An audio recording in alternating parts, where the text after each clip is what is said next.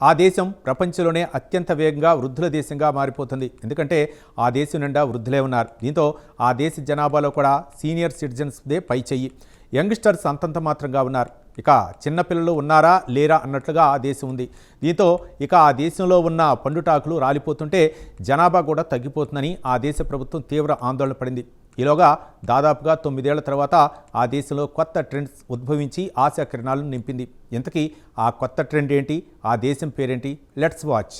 ఆ దేశం పేరు దక్షిణ కొరియా. ఈ దేశం ప్రపంచంలోనే అత్యంత వేగంగా వృద్ధుల దేశంగా మారిపోతుంది. దీనికి కారణం ఆ దేశం చాలా కాలంగా తీవ్రమైన జనాభా సంక్షోభంతో కొట్టుమిట్టాడుతోంది.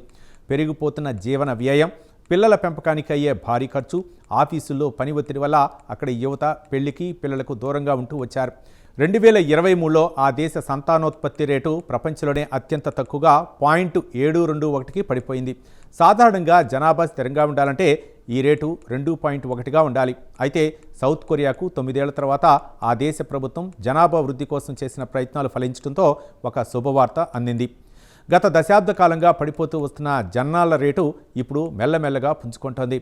గత కొన్నాళ్లుగా పిల్లలు కనడానికి ఇష్టపడని జంటలు, పెళ్లిళ్లకు దూరంగా ఉండే యువత ఇప్పుడు తమ మనసు మార్చుకుంటుంది. దాని ప్రతిఫలానే తాజా గణాంకాలు చెబుతున్నాయి. ఇది ఆ దేశ భవిష్యత్తుపై కొత్త ఆశను చిగురింపచేస్తోంది. అయితే 2024లో ఈ పరిస్థితిలో స్వల్ప మార్పు వచ్చింది.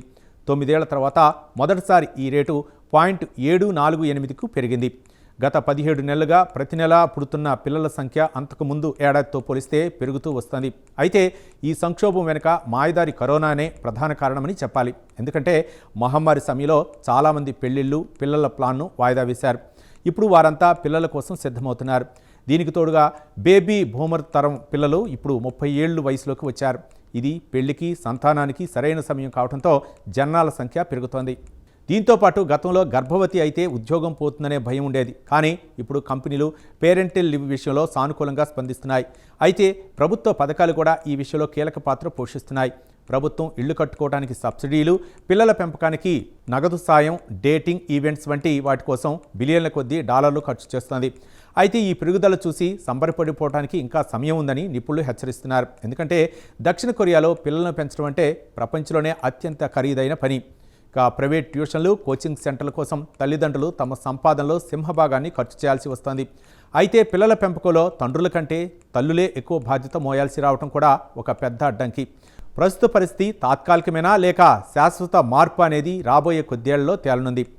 అయితే చాలా ఏళ్ల తర్వాత వృద్ధుల దేశంలో మళ్లీ వినిపిస్తున్న పసిపాపుల ఏడుపులతో కొరియన్లు సంబరపడిపోతున్నారు. కొత్త ఆశలను చూసి ఆ దేశ ప్రజలు ఆనందపడిపోతున్నారు. ఆ దేశ యువత ఇదే ట్రెండ్ను కొనసాగిస్తే సమస్యలు ఉండవు. కానీ ట్రెండ్కు బ్రేక్ పడితే మాత్రం మళ్లీ పరిస్థితులు ముందుకు వచ్చినట్లే.